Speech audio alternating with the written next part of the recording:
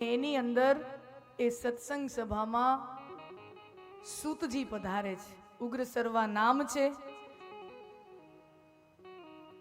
વ્યાસજીના શિષ્ય છે, પુરાણોના પ્રકાંડ વિદ્વાન છે. અને સૂતજી આવ્યા એટલે બધાય ઋષિ મુનિઓએ ઊભા થઈ વ્યાસપીઠ જેવું આસનનું નિર્માણ કરી અને સૂતજીને એના ઉપર બિરાજમાન કરાવ્યા. 88,000 ઋષિ મુનિઓ શ્રોતા તરીકે બેઠા છે અને એમાં 88,000 ઋષિ મુનિઓ હવે પ્રશ્નોત્તરી કરે છે સૂતજી સાથે. આ ભાગવતજીના શરૂઆતનો ખૂબ મહત્વનું આ પ્રકરણ છે.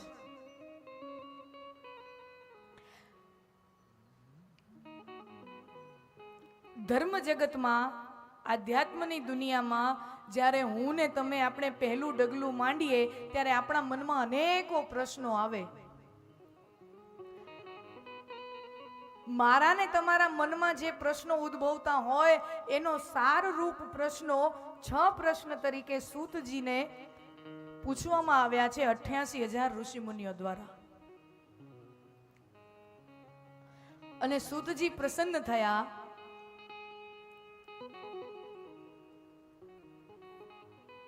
કે પ્રશ્ન પૂછનારા કોઈક મળ્યા. ખરેખર વિદ્વાનો, સંતજનો એને પ્રશ્ન પૂછનારા કોઈ મળે ને તો એને રાજીપો થાય, અને યોગ્ય પ્રશ્ન પૂછનારા મળે તો જરાક જોઈ દો ને મારી દીકરીનું ક્યારે ગોઠવાઈ જાહે.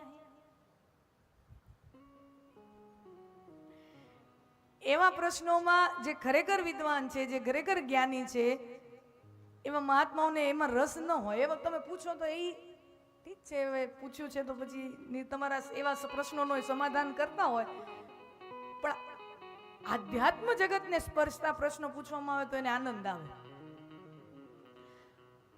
અને આ દુનિયામાં ખરેખર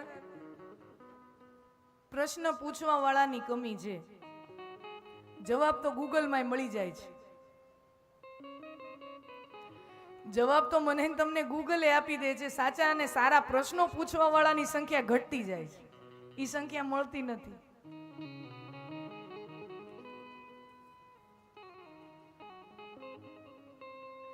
છ પ્રશ્નો પૂછ્યા છે. એમાં પહેલો પ્રશ્ન, જીવાત્મા જ્યારે માનવ તરીકે જન્મ લે છે ત્યારે એના જીવનનું સૌથી મોટું સદભાગ્ય શું? એના જીવનનું સૌથી શ્રેયકર કર્મ કયું? આ પહેલો પ્રશ્ન. યાદ રાખતા જાજો, 6 પ્રશ્નો છે. પહેલો પ્રશ્ન, જીવાત્મા જ્યારે મનુષ્ય તરીકે જન્મ લે છે ત્યારે એના જીવનનું સૌથી લાભકારી શ્રેયકર કર્મ કયું? આ પહેલો પ્રશ્ન. બીજું, આપણા જન્મ થાય તો આપણને સમજાય, કારણ કે આપણને કર્મનું બંધન છે એટલે આપણા જન્મ હોય તો આપણને સમજાય. પણ પરમાત્મા શું કામ જન્મ ધારણ કરીને આવે? પરમાત્મા શું કામ અવતાર લઈને આવે છે? પરમાત્માને અવતાર લઈને આવવાની જરૂર જ શું પડી? આ બીજો પ્રશ્ન. ત્રીજો પ્રશ્ન, પરમાત્માના અનેકો અવતારો છે. ભાગવત પ્રમાણે, ભાગવતનું પ્રમાણ લઈને કહીએ તો એ પ્રમાણ આધારિત કહીએ તો 24 અવતાર છે. પણ એમાંય પાછું ભાગવતકાર એમ કહી દે છે કે આ 24 એટલા જ છે એવું જરૂરી નથી, આટલા જ છે એવું જરૂરી નથી. એ તો મેં તમ કહી જાય ન કોઈ, એ તો કોઈ કહી જ ન શકે.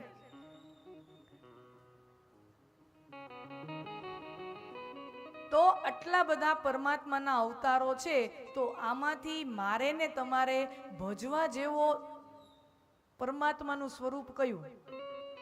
ઈ અવતાર કયો? ભજવા જેવો અવતાર કયો જેનું ભજન શ્રેષ્ઠ છે?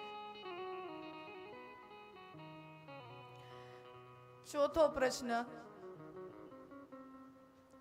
પરમાત્મા અહીંયા જન્મ ધારણ કરીને આવે છે, ભગવાન અહીંયા અવતાર લઈને આવે છે, તો ભગવાનનું શ્રેષ્ઠ કર્મ કયું? પહેલો પ્રશ્ન કીધો કે માણસનું શ્રેષ્ઠ કર્મ કયું? ચોથો પ્રશ્ન કીધો, ભગવાન જો જન્મ લઈને આવે તો ભગવાનનું શ્રેષ્ઠ કર્મ કયું? ભગવાને અહીંયા આવીને ઘણા બધા કર્મો કર્યા, તો એટલા બધા કર્મોમાંથી ભગવાનના શ્રેષ્ઠ કર્મો કયા? પાંચમો પ્રશ્ન, એવું કયું શાસ્ત્ર છે કે જેનું અધ્યયન કરો કે જેના શરણે જાઓ તો એની અંદર તમામ સમસ્યાના સમાધાન થઈ જાય, એવું કોઈ એક શાસ્ત્ર કયું? અને છઠ્ઠો પ્રશ્ન, પરમાત્મા જ્યારે અવતાર ધારણ કરીને અહીંયા આવે છે ત્યારે ભગવાન ધર્મની રક્ષા કરે છે, વાત સાચી, પણ ભગવાન જ્યારે આ પૃથ્વી ઉપર અવતાર લઈને આવેલા નથી હોતા ત્યારે ધર્મની રક્ષા કોણ કરે છે? ધર્મ કોના શરણે જાય છે? આ 6 પ્રશ્નો સૂતજીને પૂછવામાં આવ્યા છે.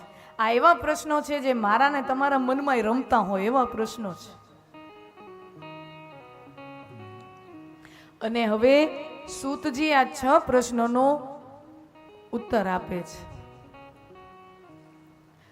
સૌથી પહેલું કીધું કે જીવ જ્યારે માનવ થઈને સૃષ્ટિ ઉપર જન્મ લે છે ત્યારે એના માટે સૌથી કોઈ શ્રેયકારી કર્મ હોય તો ઈ છે પોતાના આત્માનું કલ્યાણ,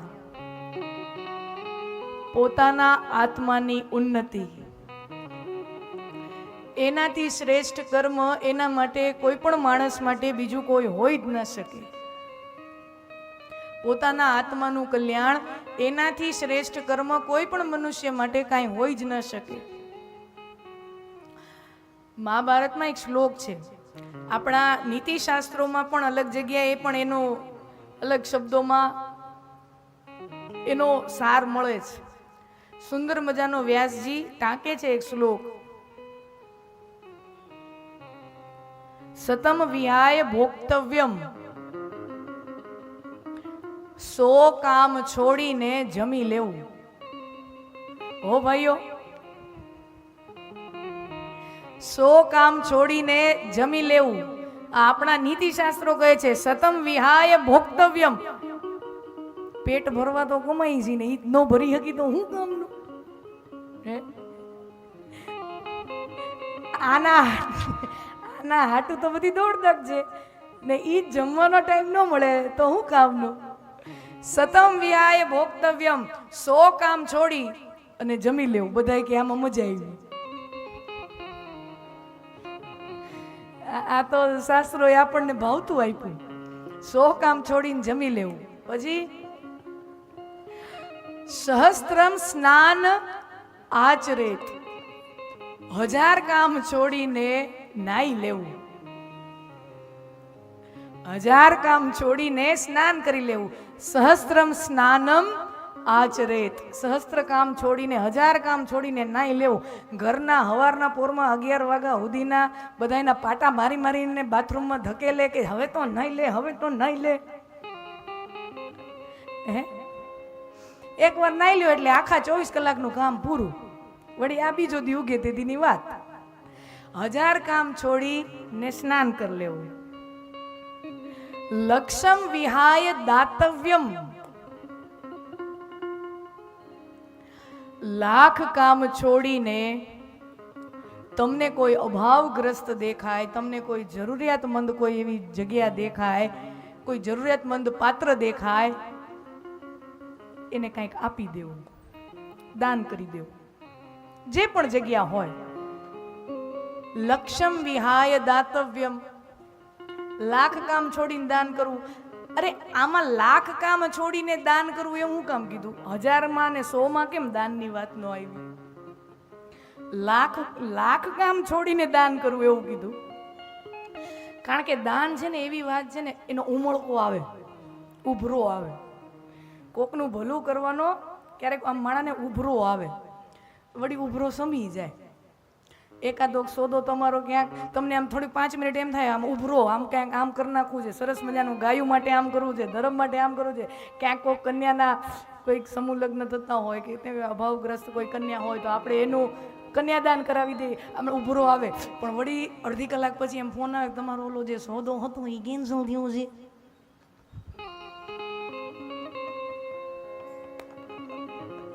એ ફોન જેવો આવે તમારો સોદો કેન્સર થી બુથો ઉભરો નીકળી જાય. આ દાનનો ઉભરો હોય, કોઈકનું ભલું કરવાનો ઉભરો હોય. એટલે એ ઉભરો આવે ને એ જે ટાઈમે આવે ને એ ટાઈમે કરી નાખવું. જે સમયે મનમાં એવો સારો વિચાર આવે, કોઈનું સારું કરવાનો વિચાર આવે, એ જ ટાણે બીજી બધી વસ્તુ મૂકીને કરી દેવું. કારણ કે મનનો કાંઈ ભરોસો નહીં, એ કંઈ બદલી જાય. મનનો કોઈ ભરોસો નથી, એ ક્યારે બદલી જાય. યુધિષ્ઠિર ધર્મરાજા છે, તો અઠવાડિયામાં એક દિવસ એમનો એવો ઉપક્રમ કે આપણા રાજ્યમાં જેટલા પણ યાચકો હોય એને આપણા રાજમહેલમાં બોલાવવા અને આપણા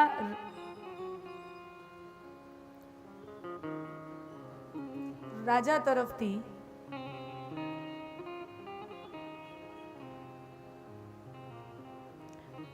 દાન કરવું એવું અઠવાડિયામાં એક દિવસ એનો નિમિત્ત આપેલો.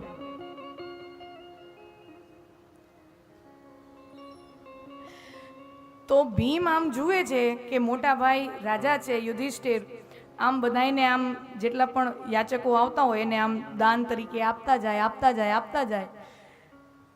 તો જુએ છે કે ઘણીક વાર જમણા હાથે આપે, ઘણીક વાર ડાબા હાથે આપી દે. તો ભીમે જરાક સાઈડમાં લઈને મોટા ભાઈને કીધું, મોટા ભાઈ આમ દાન દેવાનું હોય ને એ જમણા હાથે દેવાનું હોય, ડાબા હાથે આવા દાન જેવું શુભ કાર્ય ન કરાય, જમણા હાથે દેવાનું હોય. તમે ડાબા હાથે હું કામ આપો છો? ત્યારે યુધિષ્ઠિર બહુ સરસ વાત કહે છે, મારા જે હાથમાં આવે ને એ હાથે હું આપી દઉં છું. જે જમણા હાથમાં કોઈક વસ્તુ આવી તો જમણા હાથે આપી દઉં, ડાબા હાથમાં વસ્તુ પકડાણી તો ડાબા હાથે આપી દઉં. અહીંયા ડાબા હાથમાંથી આમ ફેરવવા જાઉં ત્યાં મન ફરી જાય કે હવે નથી દેવું, એનો શું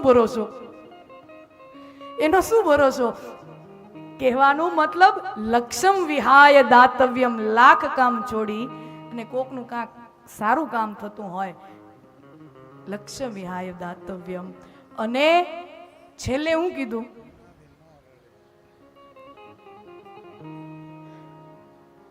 કરોડ કામ છોડી ત્યક્તવા હરિભજનમ, કરોડ કામ છોડીને પણ હરિભજન કરવું. કરોડ કામ છોડીને પણ હરિભજન કરવું.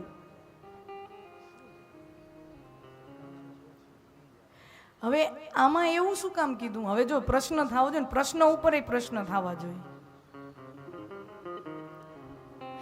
કરોડ કામ છોડીને, અચ્છા બીજા બધામાં આંકડા ઓછા છે, આમાં કેમ વધારાનો મોટો માવડો મોટો કરોડ, એક ખોખું. એ કરોડ કામ છોડીને હરિભજન કરવું. કારણ કે સ્વજનો આ એક જ એવું કામ છે જે આપણા બદલે બીજું કોઈ કરી શકવાનું નથી. આ એક જ એવું કર્મ છે જે મારા ને તમારા સિવાય બીજું કોઈ કરી શકવાનું નથી. તમે માની લ્યો કે કોક 3 માળનો સરસ મજાનો તમારો બંગલો બનાવતા હો 400 વારમાં, તમને બહુ વર્ષો આમ એમ થાય 10 વર્ષથી તમારી ઈચ્છા હતી કે એવો ભવ્ય બંગલો બનાવો, 400-500 વારમાં તમે એને 3-4 માળનો તમારો પરિવાર માટેનો બંગલો બનાવતા હો. માની લો પેલી સ્લેબ ભરાણી, બીજી સ્લેબ ભરાણી ને ત્યાં બંગલો બનાવવા વાળો જે ગરધણી છે, માલિક છે, એ ભાઈ માનો કે ગુજરી જાય, તો તમે શું માનો છો? બાકીની જે 1-2 સ્લેબુ છે એ નહીં ભરાય? આપણા ગયા પછી જે બાકીનું છે એમને એમ પડ્યું રહેવાનું છે? આપણા ગયા પછી એ જે અધૂરું કામ છે ને એ કરવા વાળા એ કરી જ લેવાના છે. આપણા પરિવારના જે બીજા સ્વજનો છે એ કામ એ પૂરું કરી જ લેવાના છે. પણ આ એક એવું કામ છે હરિભજન, જે મારા ને તમારા સિવાય આપણા માટે બીજું કોઈ, આ કામમાં કોઈ પ્રોક્સી ન હોય, આ કામ આપણા સિવાય આપણા માટે બીજું કોઈ કરી ન શકે. એટલે કીધું કોટિમ ત્વક્ત્વા હરિભજે, કરોડ કામ છોડીને હરિભજન કરવું. 4 પ્રકારના યોનિઓ છે. ઓમ તો આપણે 84 ના ફેરા કહેતા હોય, 84 લાખની યોની એવું આપણે આમ કહેતા હોય. તો મૂળ એનો જો તમે વિભાગ કરો ને તો 4 યોનીના જીવ બને.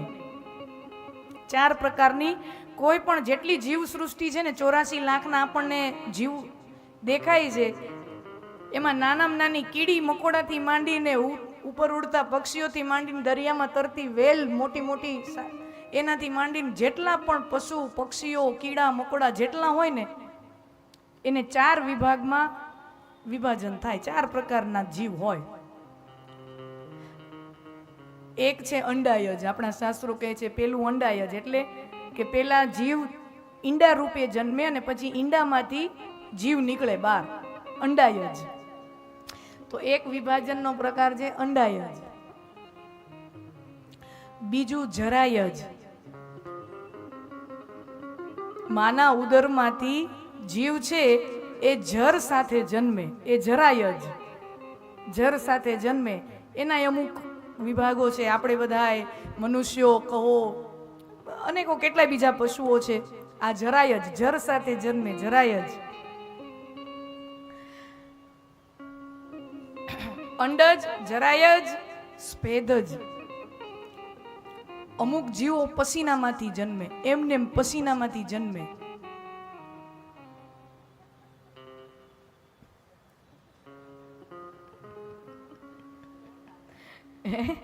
એ જ્યાં ફટાકડા ફોડતા હોય ને એ પસીનામાંથી જન્મે છે.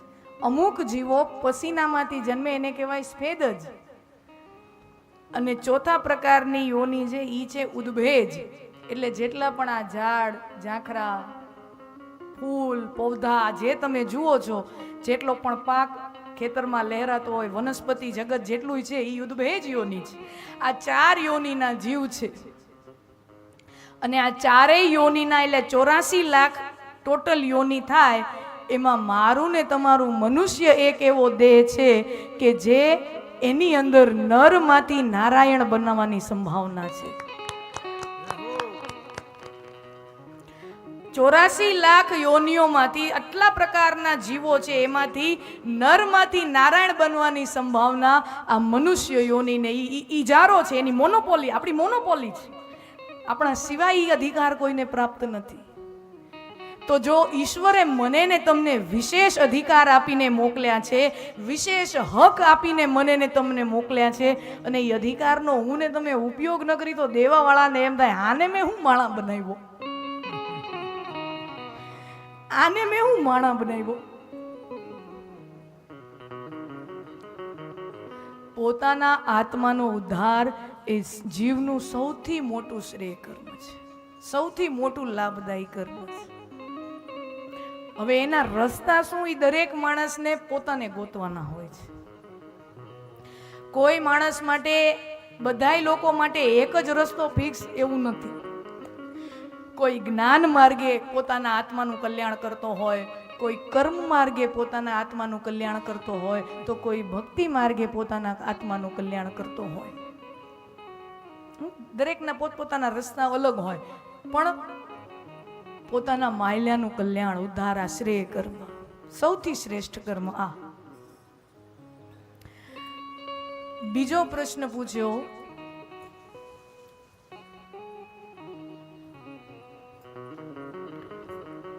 કે આપણે તો સમજ્યા કર્મનું બંધન છે, આપણને બધાને કર્મનું બંધન છે, એટલે આપણને અહીંયા ન આવવું હોય તો એ ઉપરથી ધક્કો મારી દેવામાં આવે, અને પછી અહીંયા બહુ ફાવી ગયું હોય ને, અહીંયા બહુ સુખ હોય, બહુ આનંદ હોય, બહુ ફાવી ગયું હોય તો એ ટાણું થાય તો અહીંયાથી નીકળી જ જવું પડે. કારણ કે હું ને તમે બધા કર્મના બંધનમાં અટવાયેલા ગૂંચવાયેલા છીએ, પણ પરમાત્માને કોઈ કર્મનું બંધન નથી. પરમાત્માને આ સંસારમાંથી કાંઈ લે જોઈતું નથી, એને અહીંયાથી કાંઈ લેવું નથી. તો પછી પરમાત્મા માણસ થઈને કે કોઈ પણ અવતાર ધારણ કરીને અહીંયા શું કામ આવે છે?